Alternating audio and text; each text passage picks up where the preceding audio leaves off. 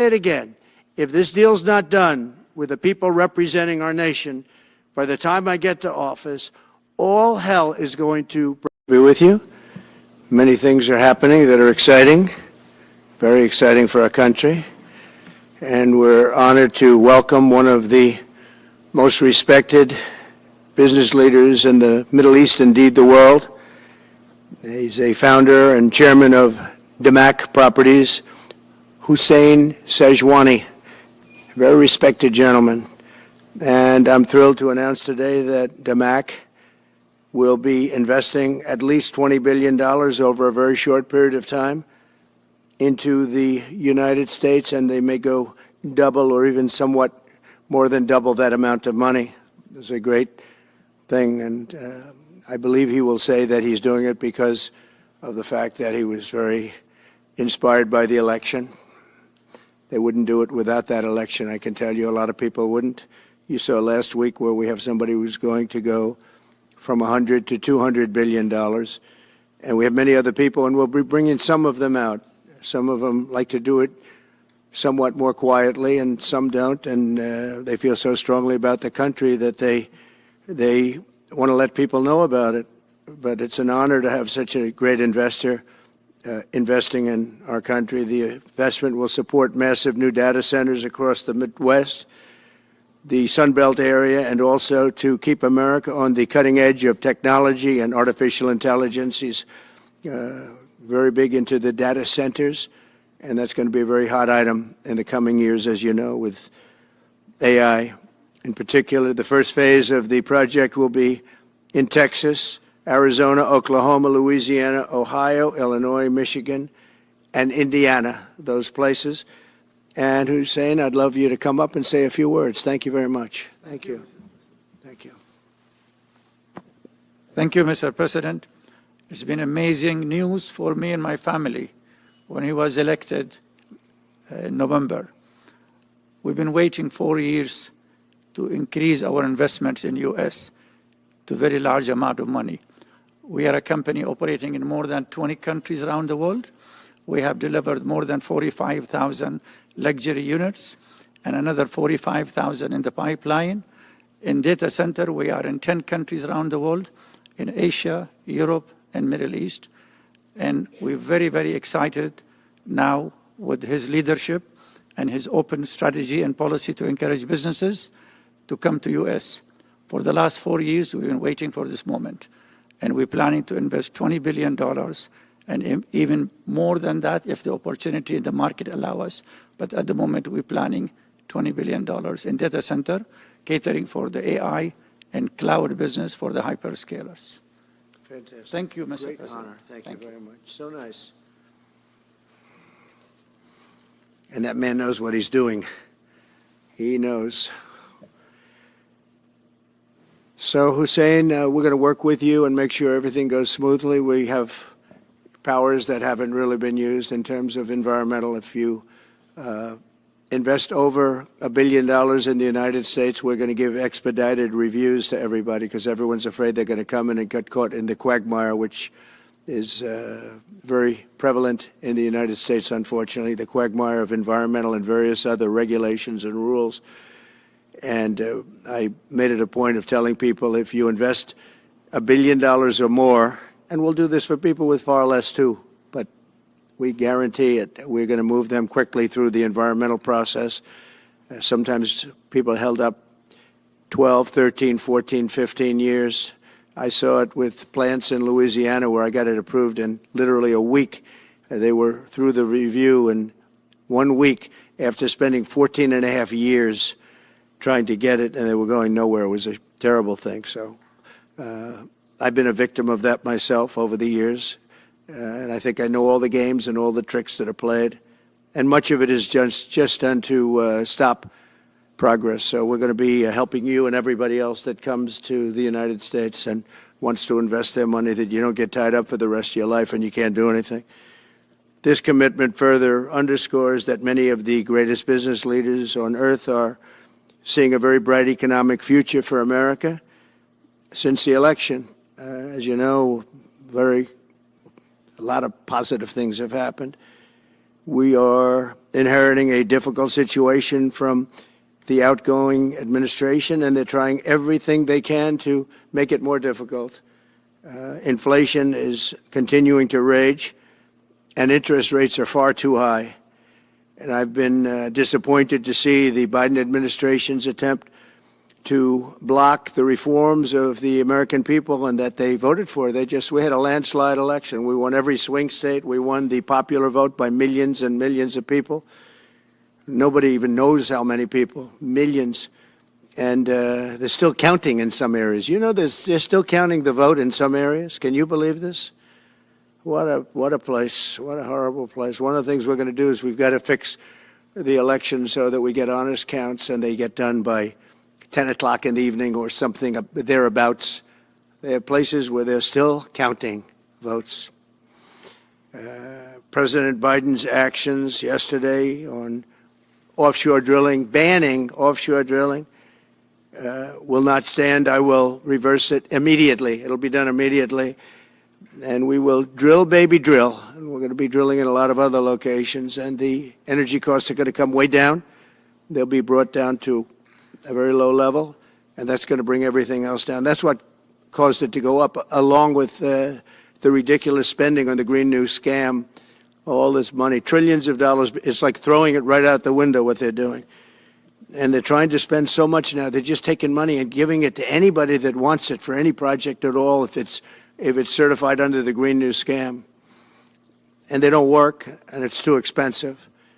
And, you know, they told me that we're going to do everything possible to make this transition to the new administration very smooth. It's not smooth because they're doing that. They're playing with the courts, as you know. They've been playing with the courts for 4 years, probably got me more votes because I got the highest number of votes ever gotten by a Republican, by far, actually, by a lot.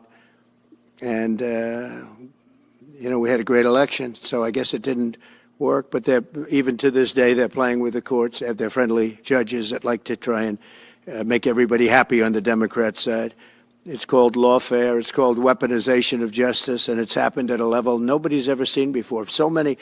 I defeated deranged Jack Smith. He's a deranged individual. I guess he's on his way back to The Hague, and we won those cases. Those were the biggest ones, and the press made such a big deal out of them, but we did nothing wrong. We did nothing wrong on anything. And the people saw that. You know, when they vote when a Republican, it's not easy for a Republican. When the Republican wins the popular vote by millions and wins all 7 of the swing states, people said, well, he could win 4.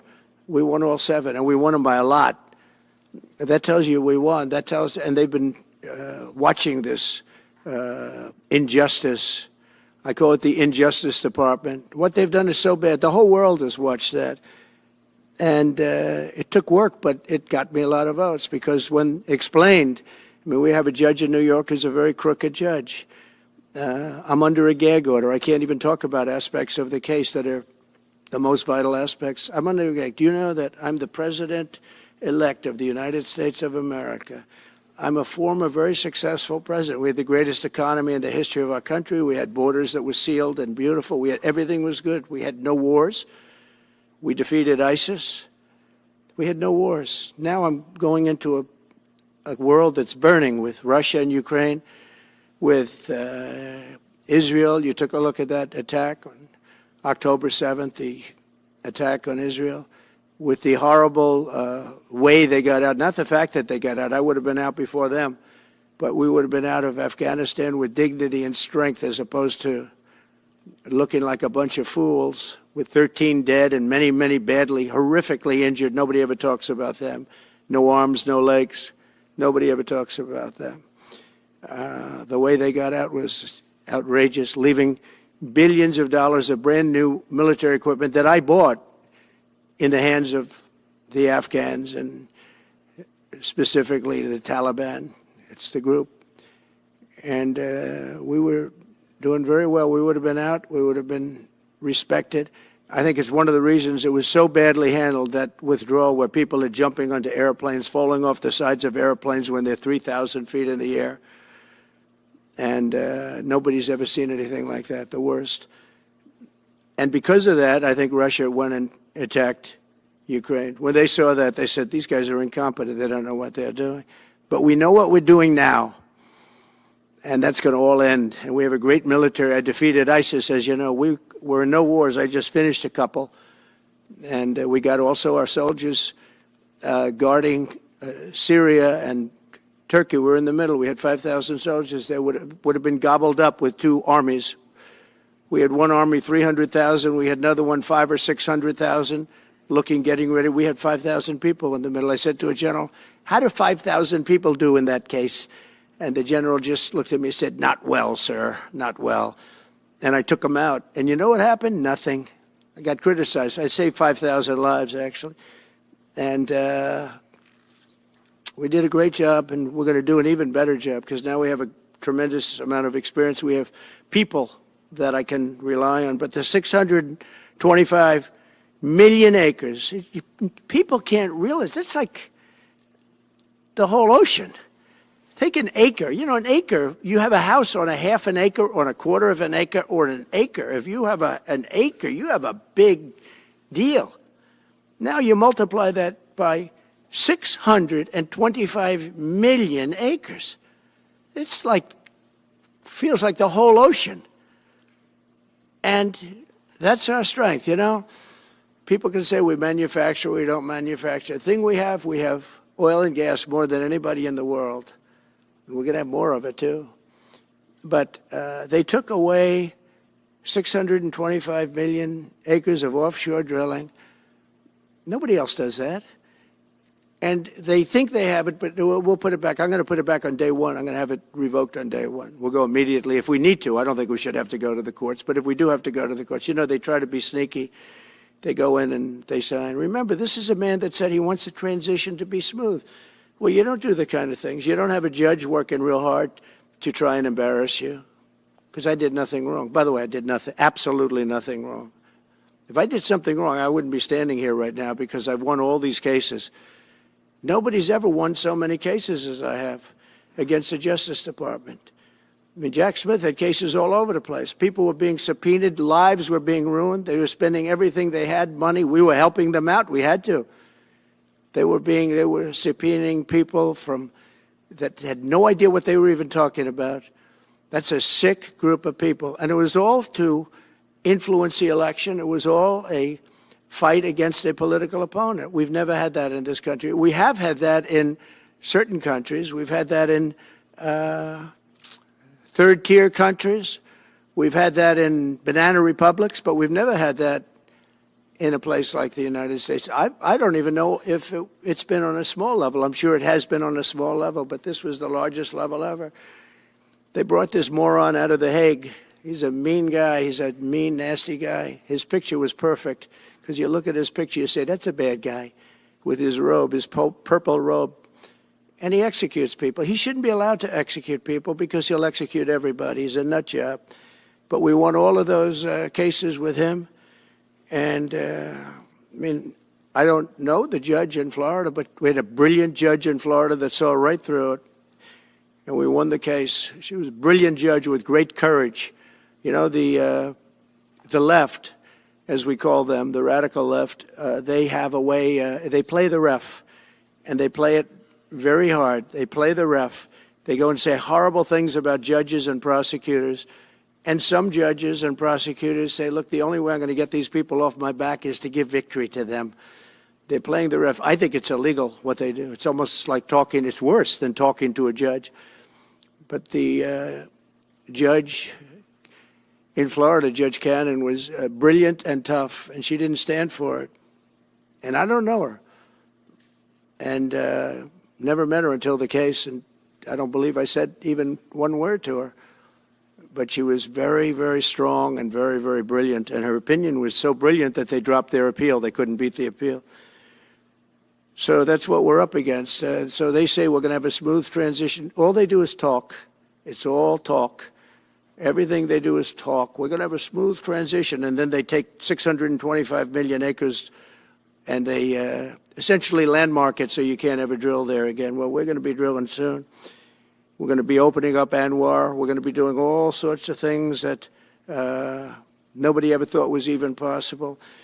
But remember and just to get off the subject, because I couldn't believe it when I heard it yesterday, I couldn't believe the size of it. I mean, you put down a map and put this up, it's just massive. And remember that that's worth probably, I mean, I've had estimates, $40 to $50 trillion. That's more than our national debt. Essentially, he's thrown it away. He's thrown it away. He's taken $50 trillion. So if we owe $35 trillion, he's taken $50 trillion of value and thrown it right out the window. We can't do that. Nobody can do that. One other thing he did yesterday, which was in many ways worse, it's hard to believe it can be worse. He wants all gas heaters out of your homes and apartments. He wants them to be replaced by essentially electric heaters. I don't know what it is with electric. This guy loves electric. We're going to be ending the electric car mandate quickly, by the way. This guy loves electric. And we don't have enough electricity. And then we have AI where we need more. And he wants everybody to have an electric heater instead of a gas heater. Gas heater is much less expensive. The heat is much better. It's a much better heat. As the expression goes, you don't itch. Does anybody have a heater where you go and you're scratching? And that's what they want you to have. They don't want you to have gas where you don't have the problems of the electric.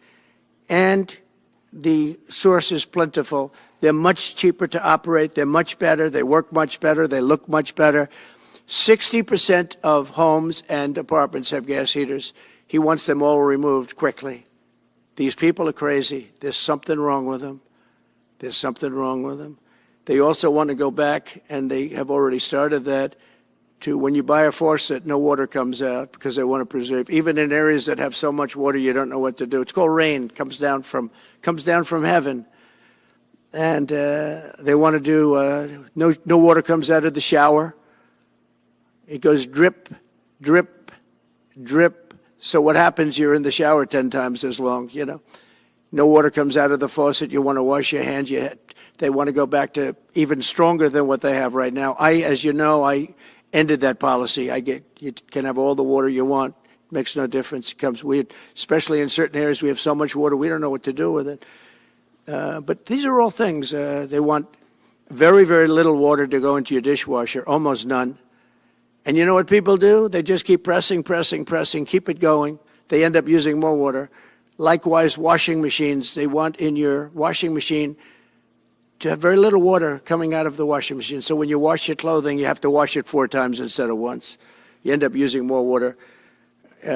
We're a party of common sense, and things that I'm telling you now is really all about common sense. On January 20th, we'll turn the economy around very quickly, because right now when I think of our economy, I think about inflation. That's what we have. We have inflation, I believe, at a level that we never had before. There's never been anything like it.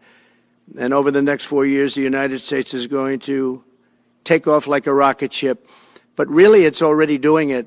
If you take a look, just last month, SoftBank announced the $200 billion. I think it'll be 200. He said between 100, and I said, how about making it 200? And he sort of said yes, but let's say it's 100, but it might be 200, right, Brian? Dollars, United States, creating more than 100,000 jobs. Hussein just announced a tremendous investment that he's going to make, and that's money that's in the bank. He's going to come and do it, and he'll do a great job, and he'll build the best centers in the country, I guarantee, because I know the way he builds. Since my election, the stock market has set records. The S&P 500 index has broken above 6,000 points for the first time ever, never even close. In a single month, small business optimism soared 41 points. It's not a 41. It went up 41 points. And that's the largest in the 39-year history of the group that does it. According to Gallup, the American people's confidence in the economy has just surged to the highest level in history. That's why I have a news conference like that. I take the greatest business leaders in the world. I say, hey, do you want to say you're going to invest the money? They're not looking for news conferences. They're saying, what am I doing here? They go in and they invest money. But it's good to know where the smartest business people in the world are investing, and they're investing in the United States. So we've done this all in 2 months of not being there. You know, we haven't been there. And It's pretty amazing, and we think we're going to do some really great things, really great things. We're being respected again all over the world. The Panama Canal is a disgrace, what took place at the Panama Canal. Jimmy Carter gave it to them for $1, and they were supposed to treat us well. I thought it was a terrible thing to do. You know, it was the most expensive structure ever built in the history of our country, relatively. It would be the equivalent of substantially over $1 trillion today. We lost 38,000 people. Think of it, 38,000 people, they died from malaria, mosquitoes. They were unable to stop the mosquitoes. They paid people 5 times more to take the job. Many of those people died. We gave it away for $1.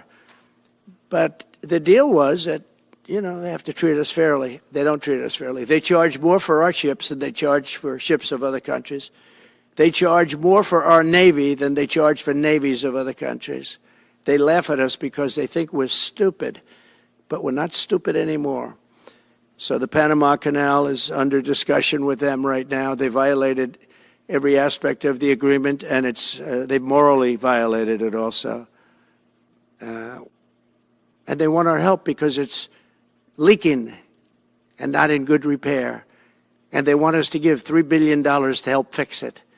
I said, well, why don't you get the money from China? Because China's basically taken it over. China's at both ends of the Panama Canal. China's running the Panama Canal. And they come to see this Biden, this guy who should never have been allowed even to run for president. Of course, she shouldn't have either, because that never happened. I had to be 2 people, not 1. But they want $3 billion to fix the Panama Canal that's run by China and makes a lot of money, China. One of the most profitable structures ever built, because you have ships lined up back to Florida, frankly, and they just keep going through, and the numbers are staggering, $500,000 to $1 million a ship. And they took it away from us, meaning we gave it to them for $1. But not going to happen. What they've done to us, they've charged us, they've overcharged our ships, overcharged our Navy. And then when they need repair money, they come to the United States to put it up. We get nothing. Those days are over. Working with the Republican majorities in Congress, will cut taxes, slash regulations, raise wages, and boost incomes at a pace the world has not seen before, and certainly not from our country. We had a big chunk of it for the first 3 years prior to COVID coming in my administration. We had the greatest economy in history. We cut the most regulations in the history of our country, and I did that all in 4 years. By 4 times more than any other president cut. We did that in 4 years. And we were just getting started. We'll impose new tariffs so that the products on our stores will once again be stamped with those beautiful words, made in the USA. And we are not treated well, as you know, by Canada. Canada is subsidized to the tune of about $200 billion a year, plus other things. They don't essentially have a military. They have a very small military. They rely on our military. It's all fine, but, you know, they got to pay for that. It's very unfair. I have so many great friends. One of them is the great one, Wayne Gretzky. I said, run for prime minister. You'll win it'll take 2 seconds. But he said, well, am I going to run for prime minister or governor? You tell me. I said, I don't know. Let's make it governor. I like it better. But no, something's going to have to be done. Same thing with Mexico. We have a massive deficit with Mexico, and we help Mexico a lot. They're essentially run by the cartels, and can't let that happen. Mexico's really in trouble, a lot of trouble. Very dangerous place. And we're going to be announcing at a future date pretty soon. We're going to change, because we do most of the work there, and it's ours. We're going to be changing, sort of the opposite of Biden, where he's closing everything up, essentially getting rid of $50 to $60 trillion worth of assets. We're going to be changing the name of the Gulf of Mexico to the Gulf of America, which has a beautiful ring that covers a lot of territory. The Gulf of America, what a beautiful name. And it's appropriate. It's appropriate. And Mexico has to stop allowing millions of people to pour into our country. They can stop them. And we're going to put very serious tariffs on Mexico and Canada, because Canada, they come through Canada too. And the drugs that are coming through are at record numbers, record numbers. So we're going to make up for that by putting tariffs on Mexico and Canada, substantial tariffs. And we want to get along with everybody, but, you know, they have to, it takes two to tango. We're approaching the dawn of America's golden age. It's going to be a golden age for America. We have things that nobody else has. We have more natural resources. We have, number one, nobody knew that until I came along. I made us number one. We're number three.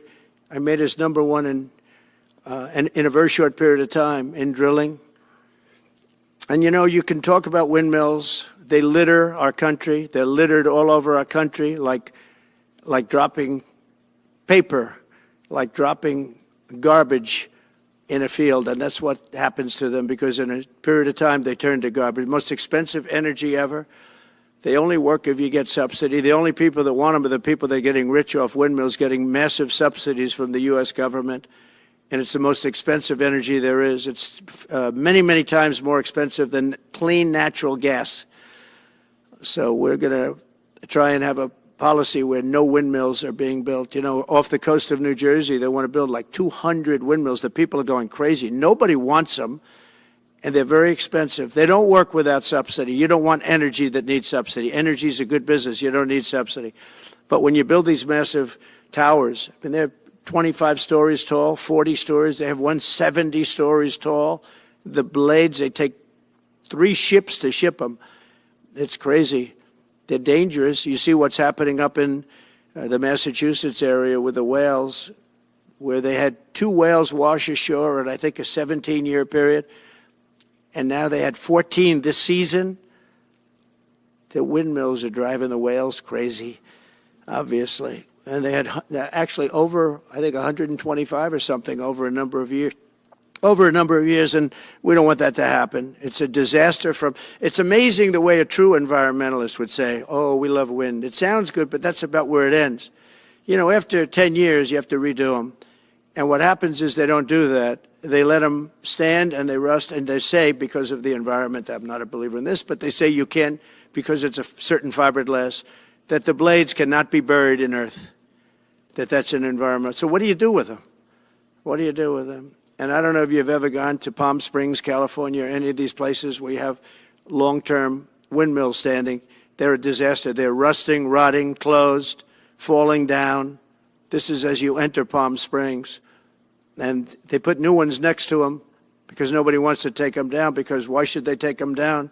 It's very expensive to take them down. And you can't do anything with them because the blades, you can't bury them because of the environmental protection. We'll look at that. Doesn't make sense, but that's what they say. So we are at the beginning of a great, beautiful golden age of business.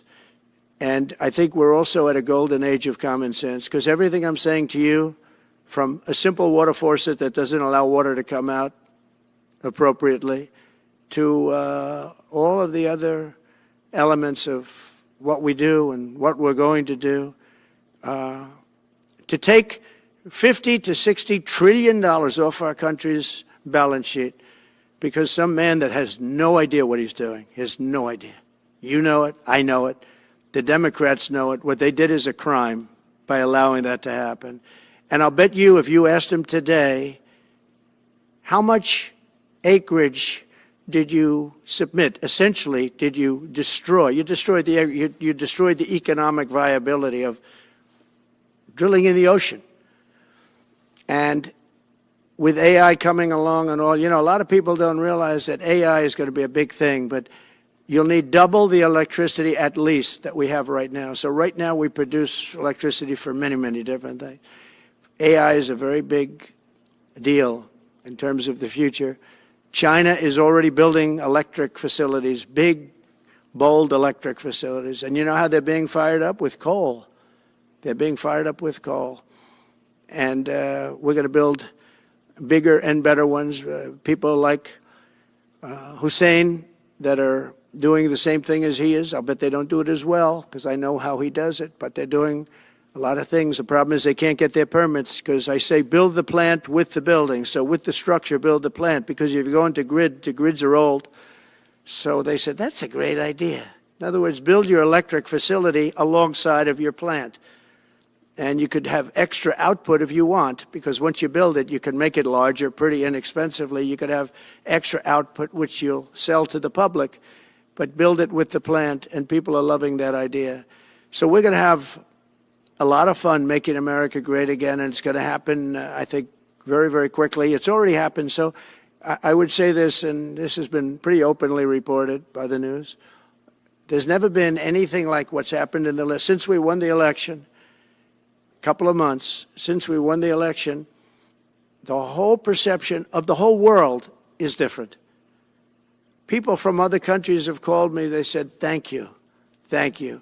The perception of the whole world is different. We're going to have to settle some big problems that are going on right now. We're going to have to settle up with Russia, Ukraine. That's a disaster. I look at numbers every week, the number of people being killed in that war. People don't know, mostly soldiers now.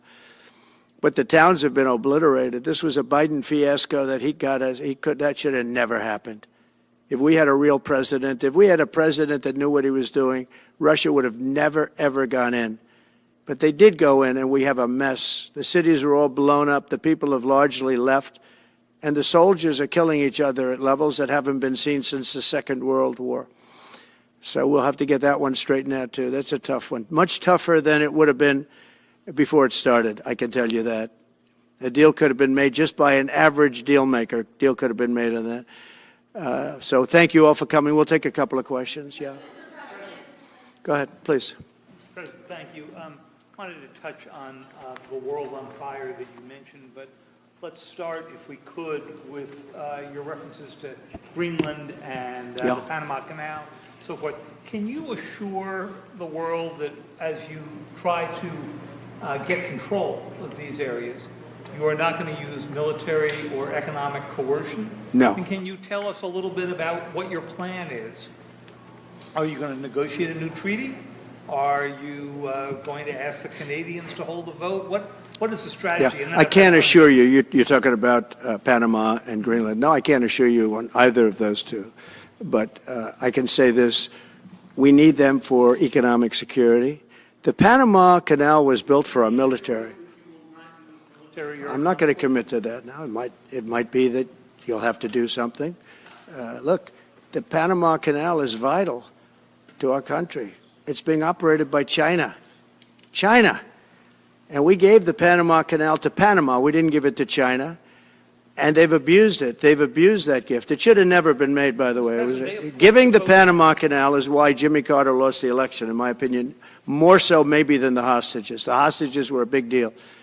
But if you remember, and nobody wants to talk about the Panama Canal now because, you know, it's inappropriate, I guess, but because it's a bad part of the Carter legacy. But he was a good man. Look, he was a good man. I knew him a little bit, and he was a very fine person, but that was a big mistake. Giving the Panama Canal to Panama was a very big mistake. We lost 38,000 people. It cost us the equivalent of $1 trillion, maybe more than that. Probably the most expensive, they say it was the most expensive structure, if we call it a structure, which I guess you can, ever built.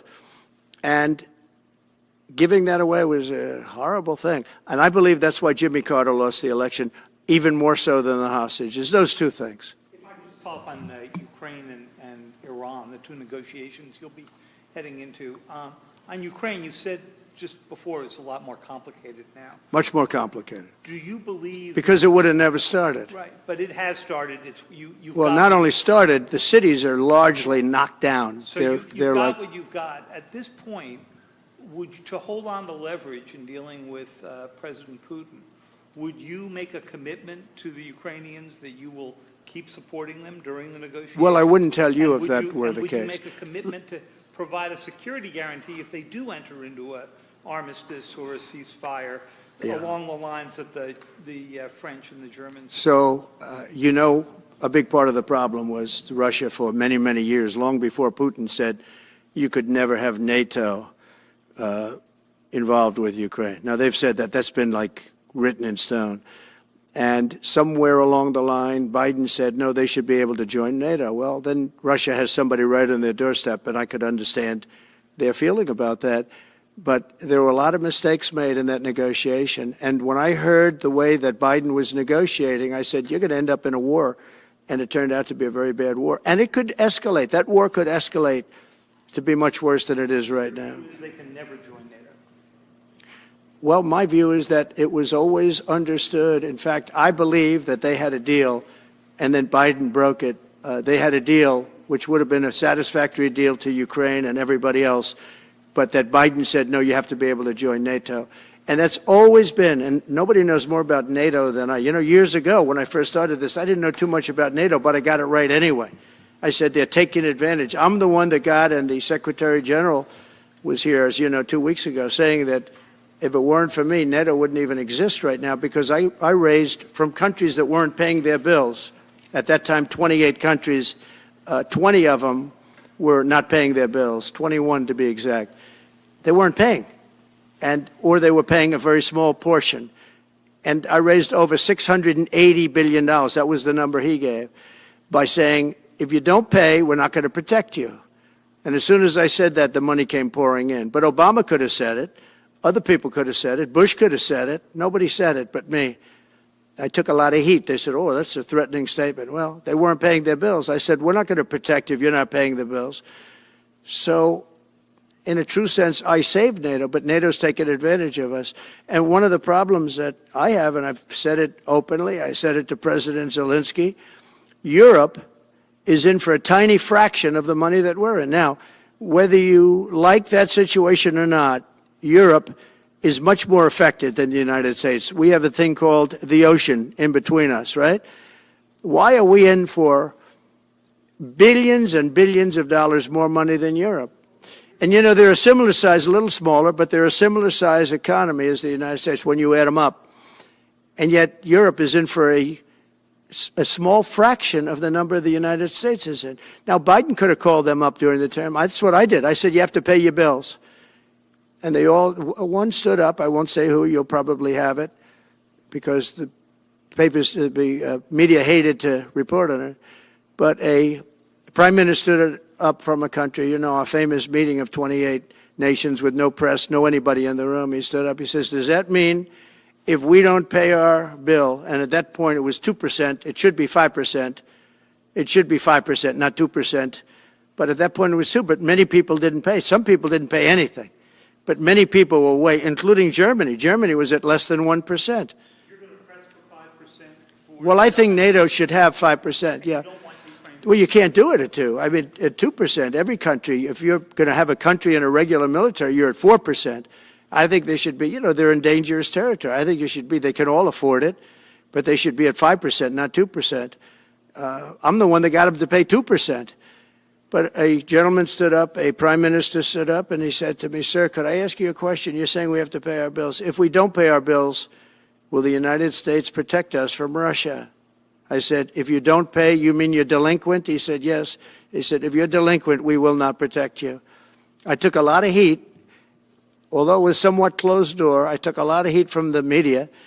And you know what happened? The money started pouring in.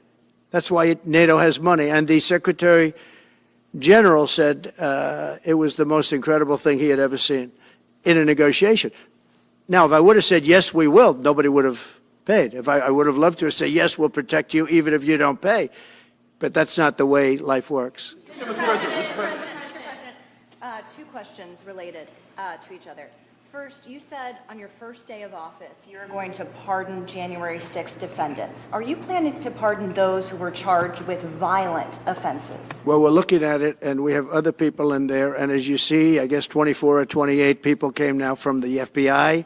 That came out very quietly. Nobody reported it, but they had people in some form related to the FBI. They had 4 or 5 people that were strongly related to the FBI. We have to find out about that.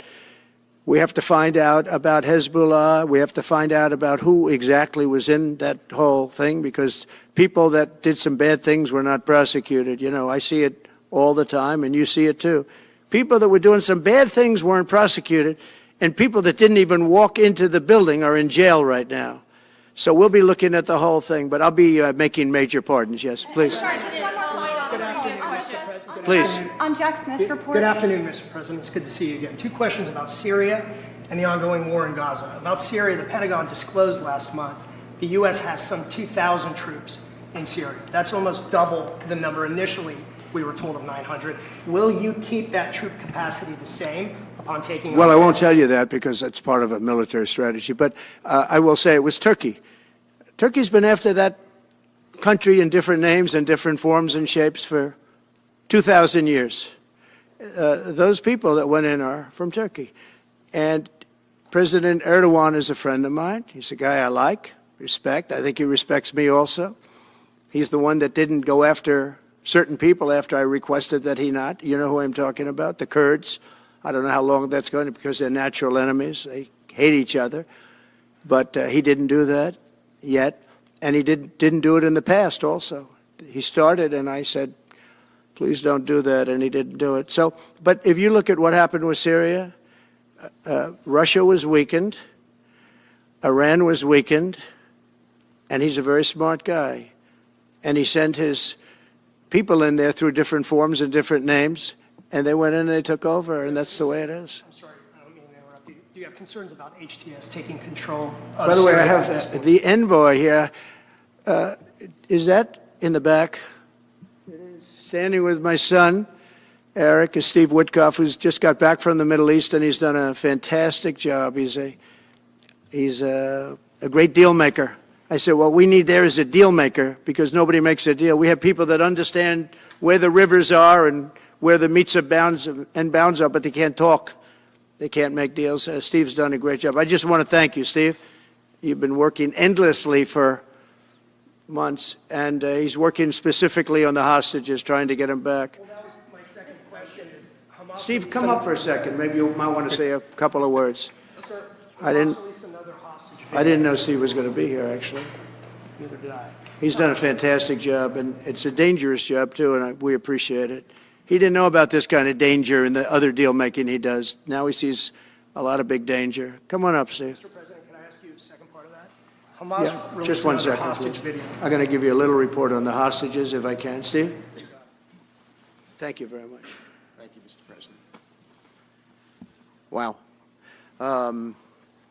Well, I think we're making a lot of progress, and I don't want to say too much because I think that some really great progress, and I'm really hopeful that by the inaugural, we'll have some good things to announce on behalf of the President. I actually believe that we're working in tandem in a really good way, but it's the President, his reputation, the things that he has said that are driving this negotiation, and so hopefully it'll all work out and we'll save some lives.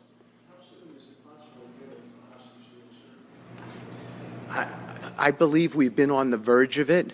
I don't want to discuss sort of what's delayed it. There's no point to be negative in any way.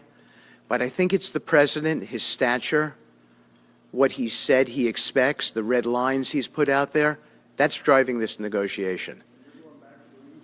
I'm going back probably either this evening or tomorrow night. Are you confident there'll be a deal before January 20th, or is that something that's likely to happen, if there's a deal even at all? And we've been hearing this now for the better part of... I know. since October I would say... They better be. Right. I would say that the President is exasperated. I don't want to talk for him, but look, I don't know anyone who delegates better than President Trump. He gives us a lot of authority to speak on his behalf, and he exhorts us to speak emphatically. And emphatically means you better do this, because the alternative... Do you think they're waiting for President Trump to take office? No, I think they heard him loud and clear. Better get done by the inaugural. But when you say all hell will be Before I paid, take or office.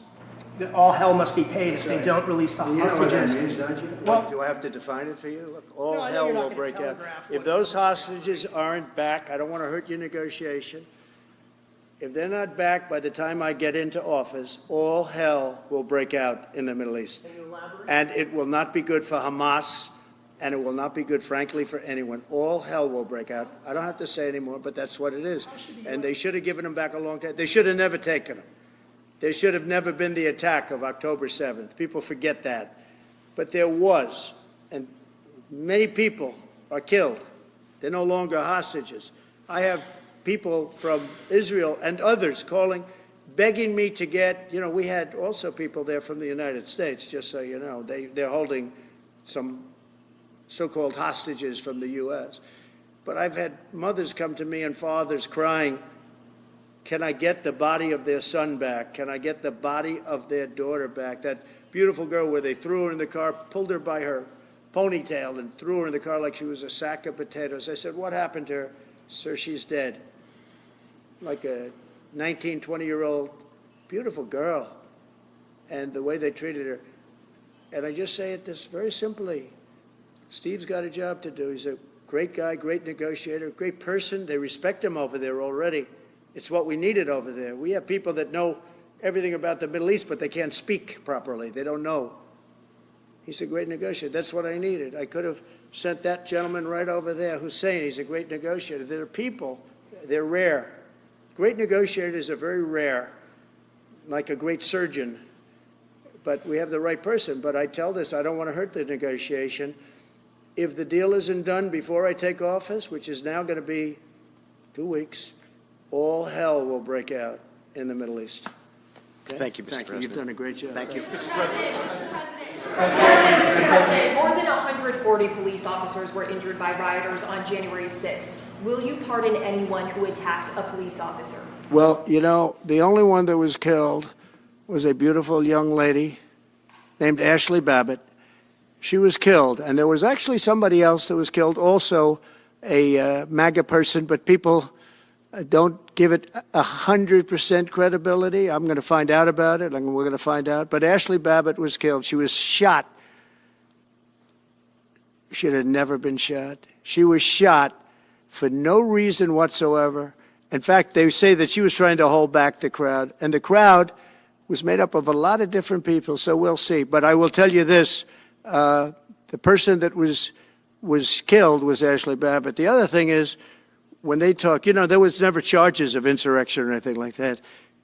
But if there were, this would be the only insurrection in history where people went in as insurrectionists with not one gun. Okay? And let me tell you, the people that you're talking about have a lot of guns in their home for hunting and for shooting and for entertainment, a lot of good reasons. But there wasn't one gun that they found. And why didn't they find the bomber, the pipe bomber? They know who the pipe bomber is. The FBI knows who it is. The status of the FBI has gone down so far, and the status of the DOJ, or as I call it, the Department of Justice, it's the Department of Injustice, being laughed at all over the world. And hopefully with Pam Bondi and with Kash Patel and with other people that we're putting in, that will all come back. If you do a poll in the FBI, I guarantee I'm at like 90% with the agents of the FBI, but they have hurt that incredible place. Law enforcement, you think of the FBI, they raided this house. By the way, they could have told me, could I see this? I would have given them, I actually told them, come in anytime you want. You can see anything. They raided the house and the case was dismissed. And now I'm in litigation. I'm suing them for doing that. And I feel so badly doing it. I'm the President of the United States, and I'm suing the United States. But I'm suing them for other things, too. The FBI has gone so, its reputation has been so horribly hurt. Between Comey, who is the worst, and all of the others, what's happened to the FBI is, and we're going to make it great again. We're going to make the FBI great again. We're going to make the Department of Justice fair and strong, but fair again, because all they did was attack me because I'm their political opponent, and that includes with local judges like Marchand. You ought to find out. Ask them, why do I have a gag order where I'm not allowed to speak? Think of it.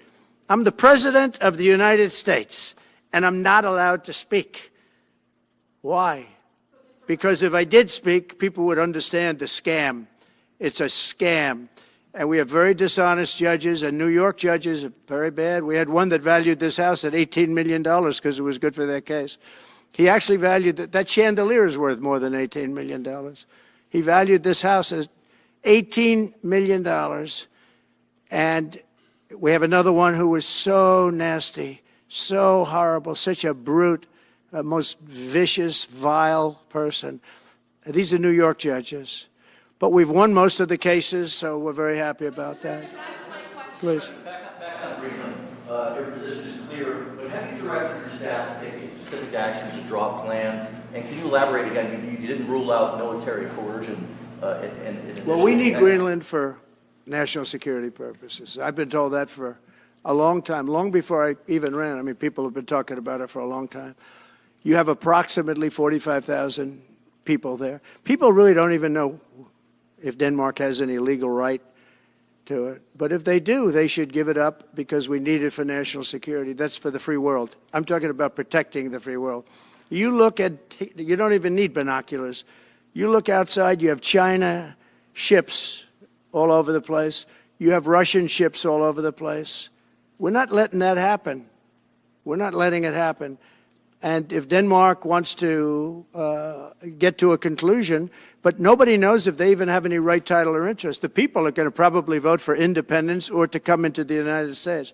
But if they did do that, then I would tariff Denmark at a very high level. Have you asked your staff to draw plans for acquisition? I mean, are you active? No, we're not at that stage, but we have people. I haven't even entered office yet.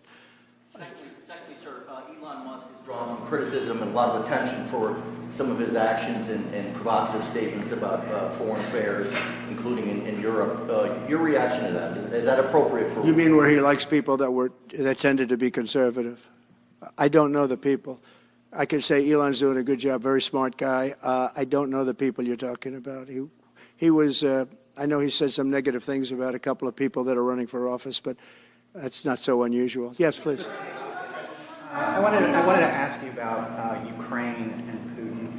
How soon do you anticipate going to meet with Putin to discuss the Ukraine situation? Well, I can't tell you that, but I know that Putin would like to meet. I don't think it's appropriate that I meet until after the 20th, which I hate, because, every day people are being, many, many young people are being killed, soldiers. The land is very flat, and hundreds of thousands of soldiers from each, many hundreds of thousands from each side are dead, and they're laying in fields all over the place. Nobody to even collect. There's landmines all over. It's a disaster. But it's very flat. It's great. It's farmland, and it's very, very flat. And the only thing that stops a bullet is the human body. And the human body is stopping a lot of bullets. Within the I hope first so. 3 to 6 months? I hope to have 6 months. First 3 to 6 No, months. I hope long before 6 months. Look, Russia's losing a lot of young people, and so is Ukraine.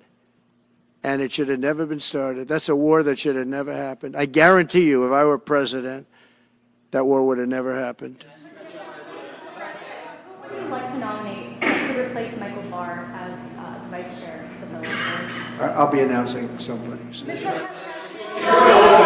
President, if we were to work under the assumption that you're serious about making Canada 51st state of the United States, the leader of the Conservative Party in Canada said, under no circumstance will it ever be the 51st state. Maybe he won't win, but maybe he will. I don't care. You had suggested that Listen, I don't care what he says. But Sir, real fast, you said you were considering military force to acquire Panama and Greenland. Are you also considering military force to annex and acquire Canada? No, economic force, because Canada and the United States, that would really be something. You get rid of that artificially drawn line, and you take a look at what that looks like, and it would also be much better for national security. Don't forget, we basically protect Canada. But here's the problem with Canada. So many friends up there. I love the Canadian people. They're great. But we're spending hundreds of billions a year to protect it. We're spending hundreds of billions a year to take care of Canada. We lose in trade deficits. We're losing massive. We don't need their cars. They make 20% of our cars. We don't need that. I'd rather make them in Detroit. We don't need the cars. We don't need their lumber. We have massive fields of lumber. We don't need their lumber. We have to unrestrict them because stupid people put, restrictions on, but I can do that with an executive order. We don't need anything they have. We don't need their dairy products. We have more than they have. We don't need anything. So why are we losing $200 billion a year and more to protect Canada? And I said that to, as I called him, Governor Trudeau. I said, listen, what would happen if we didn't subsidize you, if we didn't, because we give them a lot of money. We help them. As an example, we're buying icebreakers, and Canada wants to join us in the buying of icebreakers. I said, we don't really want to have a partner in the buying of icebreakers. We don't need a partner. But no right. Nope, no right. Here's what we have. We have a right not to help them with their financial difficulties because we owe $36 trillion too. We're going to start knocking it out pretty fast, but we're going to be able to do it because of energy and other things. But no right. No right. But why are we supporting a country, $200 billion plus a year? Our military is at their disposal. All of these other things, they should be a state. That's why I told Trudeau when he came down, I said, what would happen if we didn't do it? He said Canada would dissolve. Canada wouldn't be able to function if we didn't take their 20% of our car market. They send us hundreds of thousands of cars. They make a lot of money with that. They send us a lot of other things that we don't need. We don't need their cars, and we don't need the other products. We don't need their milk. We got a lot of milk. We got a lot of everything, and we don't need any of it. So I said to him, well, why are we doing it? He said, I don't really know. He was unable to answer the question, but I can answer it. We're doing it because of habit, and we're doing it because we like our neighbors, and we've been good neighbors, but we can't do it forever, and it's a tremendous amount of money. And why should we have a $200 billion deficit and add on to that many, many other things that we give them in terms of subsidy? And I said, that's okay to have if you're a state. But if you're another country, we don't want to have it. We're not going to have it with European Union either. European Union, we have a trade deficit of $350 billion. They don't take our cars. They don't take our farm product. They don't take anything. And so we're not going to have it with them either. Brian, go ahead. Yes. Happy New Year, Bob.